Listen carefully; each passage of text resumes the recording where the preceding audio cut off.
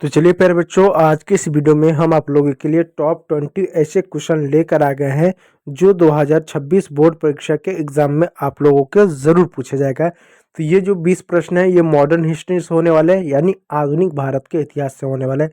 तो इस चैप्टर के बाद, इस क्लास के बाद आपको कभी भी आधुनिक इतिहास को से डरना ही नहीं पड़ेगा, यानी आपका आधुनिक इतिहास पूरी तरह से समाप्त हो जाएगा। आप इस विषयों को पढ़ के जाइएगा, इन टॉपिकों को, और पेपर में जो प्रश्न आएगा आप आंख बंद करके इनको सॉल्व कर दीजिएगा, ठीक है। तो देखिए, आपके मोबाइल स्क्रीन पर कुछ प्रश्न दिख रहे होंगे। यदि आपको सही जवाब मालूम है तो लाइव चैट चल रहा है, लाइव क्लास है, उसमें आप इसका जवाब दीजिएगा। तो आपके मोबाइल स्क्रीन पर पहला प्रश्न है, गांधी जी ने किसके अनुरोध पर चंपारण गए? अब ये चंपारण क्या है? चंपारण एक जिला है जो बिहार में पड़ता है। आज तो जिला है, उस समय एक जगह था। तो किसके अनुरोध पर गांधी जी जो है चंपारण गए थे? Option A Rajendra Prasad, option B J B Kripalani, option C Rajkumar Shukla, और ऑप्शन डी तिलक। तो राजकुमार शुक्ल के कहने पर जो है कौन, गांधी जी ने कहाँ पर गए थे? चंपारण गए थे, और चंपारण में महात्मा गांधी जी ने पहला अपना असहयोग आंदोलन किया था। चलिए, दूसरा प्रश्न आपके मोबाइल स्क्रीन पर जो बहुत ज़्यादा इंपॉर्टेंट है, VVI वेरी वेरी इंपॉर्टेंट है, हर साल पूछता है, इसको नेगलेक्ट कभी मत कीजिएगा, ठीक। जलियांवाला बाग हत्याकांड कब हुआ था?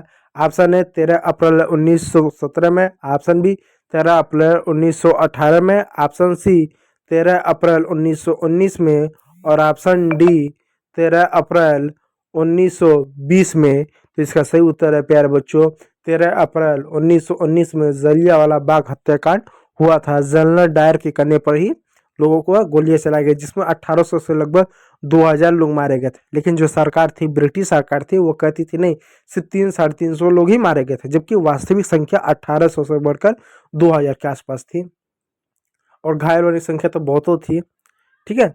गांधी जी की पुस्तक हिंद स्वराज कब प्रकाशित हुआ था?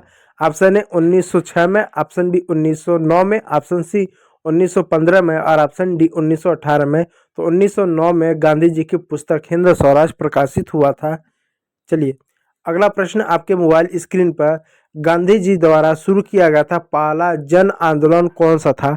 ऑप्शन ए स्वदेशी आंदोलन, ऑप्शन बी असहयोग आंदोलन, ऑप्शन सी भारत छोड़ो आंदोलन, और ऑप्शन डी नमक आंदोलन। तो इसका सही उत्तर होगा क्या होगा प्यारे बच्चों? आप कमेंट बॉक्स में कमेंट करके दीजिएगा, क्योंकि ये प्रश्न बहुत ज़्यादा इंपॉर्टेंट है। गांधी जी द्वारा शुरू किया गया पहला जन आंदोलन कौन था?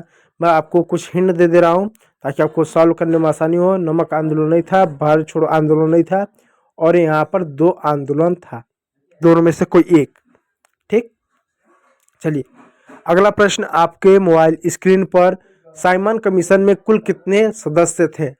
Option A 1, option B 3, option C 5, और ऑप्शन डी 7। तो इसका सही उत्तर प्यारे बच्चों ऑप्शन सी 5 सदस्य थे साइमन कमीशन में। चलिए, छठवां प्रश्न आपके मोबाइल स्क्रीन पर, गांधी एवं महात्मा, गांधी एज महात्मा पुस्तक के लेखक कौन थे? Option A Shahid Amin, option B Annie Weston, option C Rajendra Prasad, और ऑप्शन डी सुमित सरकार। तो सही उत्तर है ऑप्शन ए जो थे शहीद अमीन, जो थे गांधी एज महात्मा पुस्तक के लेखक थे। चलिए, अगला प्रश्न आपके मोबाइल स्क्रीन पर जो बहुत ज़्यादा इंपॉर्टेंट प्रश्न है, कमला देवी चट्टोपाध्याय गांधी जी के किस आंदोलन में सहयोगी रहीं? ऑप्शन ए चंपारण आंदोलन, ऑप्शन बी असहयोग आंदोलन, ऑप्शन सी भारत छोड़ो आंदोलन, और ऑप्शन डी सविनय अवज्ञा आंदोलन। तो ऑप्शन डी इसका सही उत्तर है, सविनय अवज्ञा आंदोलन जो रहा है, इसमें क्या वो भागीदारी रही, सहयोगी रही, क्या सविनय अवज्ञा आंदोलन में। चलिए प्यारे बच्चों, अगला प्रश्न आपके मोबाइल स्क्रीन पर, गांधी जी कांग्रेस के प्रतिनिधि के रूप में किस गोलमेज सम्मेलन में शामिल हुए थे? किस गोलमेज सम्मेलन में शामिल? आपको मालूम है गोलमेज सम्मेलन कई सारे हुए, तो किसमें गए थे? ऑप्शन ए पहले वाले में, ऑप्शन बी दूसरा, ऑप्शन सी तीसरा, और ऑप्शन डी इनमें से कोई नहीं है। तो सही उत्तर है ऑप्शन बी दूसरे गोलमेज सम्मेलन में शामिल हुए थे गांधी जी कांग्रेस के प्रतिनिधि के रूप में। चलिए, नवा प्रश्न है, गांधी जी और डॉक्टर अंबेडकर के बीच पूना समझौता कब हुआ था? पूना समझौता, ये पूना है, पूना महाराष्ट्र में एक जगह पड़ता है पूना, जिसको आज पुणे कहते हैं। पूना समझौता कब हुआ था? ऑप्शन ए 1931 में, ऑप्शन बी 1932 में, ऑप्शन सी 1933 में और ऑप्शन डी 1934 में। तो इसका सही उत्तर है ऑप्शन बी 1932 में का पूना समझौता हुआ था महात्मा गांधी और डॉक्टर भीमराव अंबेडकर के बीच में। चलिए अगला प्रश्न आपके मोबाइल स्क्रीन पर, क्रिप्स मिशन कब भारत आया था? क्रिप्स मिशन भारत कब आया था? ऑप्शन ए 1940 में, ऑप्शन बी 1941 में, ऑप्शन सी 1942 में और ऑप्शन डी 1943 में। तो 1942 में क्रिप्स मिशन जो था वापस आया था, यानी भारत आया था वापस, मतलब भारत आया था। वो गया कब था भारत से? मतलब वो ब्रिटेन से भारत आया था, ठीक है। वापस शब्द मुंह से निकल गया, ठीक है। सितंबर 1942 में आज़ाद हिंद फौज का गठन किसने किया? आप देखो बच्चों, आज़ाद हिंद गठन पर 3 लोगों का नाम याद रखिएगा। पहला आप जो है राम बिहारी बोस का नाम याद रखिएगा, राम बिहारी घोष, घोष नहीं बोस, राम बिहारी बोस का नाम याद रखिएगा। दूसरा जो है मोहन सिंह का नाम याद रखिएगा और तीसरा है सुभाष चंद्र बोस का नाम याद रखिएगा। देखिए सुभाष चंद्र बोस, राम बिहारी बोस और मोहन सिंह, अब इन तीनों के बारे में थोड़ा सा जान लीजिए। देखिए जो आज़ाद हिंद फौज है, ये ऐसा कोई फौज होना चाहिए, ऐसा कोई संगठन होना चाहिए, इसका विचार और इसका जो प्रस्ताव है वो किसने रखा? वो राम बिहारी बोस ने रखा था। क्योंकि ये जो आज़ाद हिंद फौज में जो सैनिक थे वो कहीं ना कहीं एक तरह से द्वितीय विश्व युद्ध के कुछ बंदीगृह थे, तो ये जापान उपान में जाते थे। उस समय जापान में राम बिहारी बोस भारतीय क्रांतिकारी थे, यानी क्रांतिकारी कुछ ऐसे भी थे जो देश के बाहर रहकर अंग्रेजों से लड़ते थे। तो जापान देश में भारत के क्रांतिकारी थे जिनका नाम था राम बिहारी बोस, जापान में थे।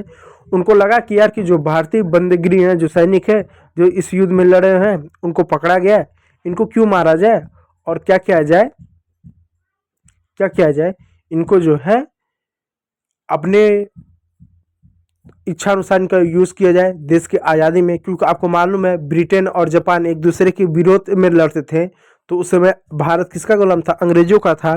तो कहीं ना कहीं अंग्रेजों की ओर से क्या भारतीय सैनिक लड़ते थे और जापान क्या था? ब्रिटेन से एक तरह से युद्ध कर रहा था। तो जापान के सैनिकों ने बहुत ज़्यादा क्या भारतीय सैनिकों को बंदी बना रखा था। तो उस समय क्रांतिकारी जो थे भारत के अपने, जो जापान में थे, राम बिहारी बोस, ये क्या करते थे, इनका विचार रखा था कि इनका मदद लेकर हम अंग्रेजों से ही लड़ें। तो प्रस्ताव सबसे पहले किसने दिया था? आज़ाद हिंद फौज का प्रस्ताव जो दिया था सबसे पहले राम बिहारी बोस ने दिया था।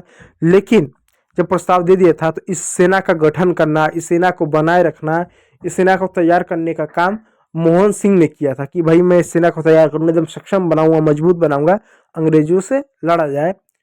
उसके बाद 1943 में जब सुभाष चंद्र बोस जब जापान जाते हैं तो क्या करते हैं, राम बिहारी जो बोस होते हैं वो इस सेना का जो नेतृत्व होता है वो सुभाष चंद्र बोस को दे देते हैं कि कहते हैं आप इस सेना को रखिए और अंग्रेजों से लड़िए। और सुभाष चंद्र बोस क्या करते हैं, इस सेना का पुनर्गठन करते हैं और इस सेना को और मजबूत करते हैं और शक्तिशाली करते हैं। इसलिए इस सेना के आज़ाद हिंद फौज में 3 लोगों का नाम आता है। तो पूछा क्या गया, सितंबर 1942 में आज़ाद हिंद फौज का गठन किसने किया? तो राम बिहारी बोस ने किया था। इस बात को याद रखिएगा, ठीक है मेरे बच्चों। चलिए अगला प्रश्न है, कैबिनेट मिशन योजना के अध्यक्ष कौन थे? Option A Lawrence, option B Cripps, option C Wavells, option D Alexander. तो ऑप्शन डी अलेक्जेंडर जो थे क्या थे? कैबिनेट मिशन योजना के अध्यक्ष थे। चलिए 13वां प्रश्न आपके मोबाइल स्क्रीन पर, मुस्लिम लीग ने प्रत्यक्ष कार्रवाई दिवस कब मनाया था? प्रत्यक्ष कार्रवाई दिवस कब मनाया था? ऑप्शन है 16 अगस्त 1945, ऑप्शन बी 16 अगस्त 1946, ऑप्शन सी 16 अगस्त 1945 और ऑप्शन डी 17 अगस्त 1946। तो ये ऑप्शन डी नहीं होगा, ऑप्शन सी नहीं होगा, इन दोनों में से एक ऑप्शन होगा। कमेंट बॉक्स में आप हमें कमेंट करके बताइएगा कौन सा होगा, 16 अगस्त 1945 होगा या 16 अगस्त 1946 होगा। ये प्रश्न बहुत ज़्यादा इंपॉर्टेंट है, इसलिए मैं आपको छोड़ देता हूँ, ठीक है बच्चों। कमेंट करके कुछ अभी प्रश्न बताइएगा। चलिए अगला प्रश्न है, भारत की आज़ादी के समय ब्रिटेन में किसकी सरकार थी? Option A labour party, option B liberal party, option C republic party और ऑप्शन सी डेमोक्रेटिक पार्टी। तो ऑप्शन ए लेबर पार्टी जो थी उस समय क्या थी, ब्रिटेन में सत्ता में थी, इस बात को याद रखिएगा। चलिए, संविधान सभा का गठन किस योजना के तहत हुआ? ऑप्शन ए भारतीय स्वतंत्रता अधिनियम 1947, ऑप्शन बी माउंटबेटन योजना, ऑप्शन सी कैबिनेट मिशन योजना और ऑप्शन डी वेलेस योजना।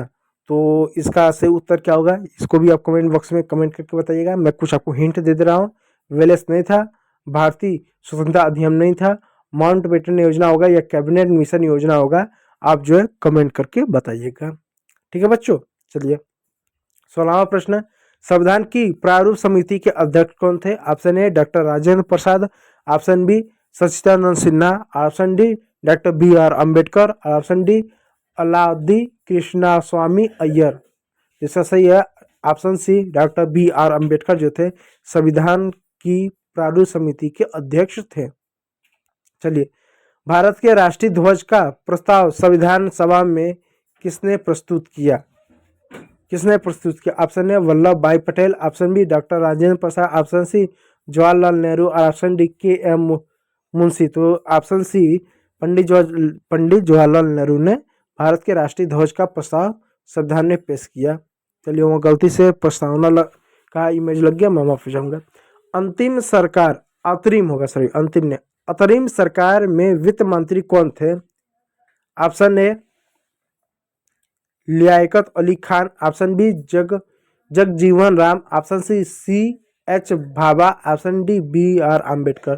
तो सही उत्तर है प्यारे बच्चों, लियाकत अली खान जो थे अंतरिम सरकार में वित्त मंत्री थे, ये उनका इमेज है, देख सकते हो। ठीक है बच्चों, चलो 19वां प्रश्न आपके मोबाइल स्क्रीन पर, स्वतंत्र भारत के प्रथम गवर्नर जनरल कौन थे? Option A Jawaharlal Nehru, option B Lord Mountbatten, option C JP Kripalani, option C Gopalachari Krishna. तो देखिए फिर बच्चों, इसके सही उत्तर क्या होगा, मैं कुछ हिंट दे देता हूँ। ए नहीं होगा, बी नहीं होगा, जेपी कृपलानी या श्री गोपालाचारी। इसका सही उत्तर ऑप्शन डी श्री गोपालाचारी जो थे, राजगोपालाचारी क्या थे, भारत के प्रथम गवर्नर जनरल के रूप में थे, इस बात को याद रखिएगा। चलिए 20वां प्रश्न आपके मोबाइल स्क्रीन पर, जय हिंद का नारा किसने दिया? ऑप्शन ए सुभाष चंद्र बोस ने, ऑप्शन बी चंद्रशेखर आजाद ने, ऑप्शन डी भगत सिंह ने और ऑप्शन डी राजगुरु ने। तो इसका सही उत्तर सुभाष चंद्र बोस ने जय हिंद का नारा दिया, जो भारत का राष्ट्रीय नारा है। तो उम्मीद करूंगा प्यारे बच्चों वीडियो अच्छा लगा हो, यदि अच्छा लगा तो लाइक कीजिएगा, चैनल पर नया है तो सब्सक्राइब जरूर कीजिएगा। वीडियो को देखने के लिए बहुत बहुत धन्यवाद।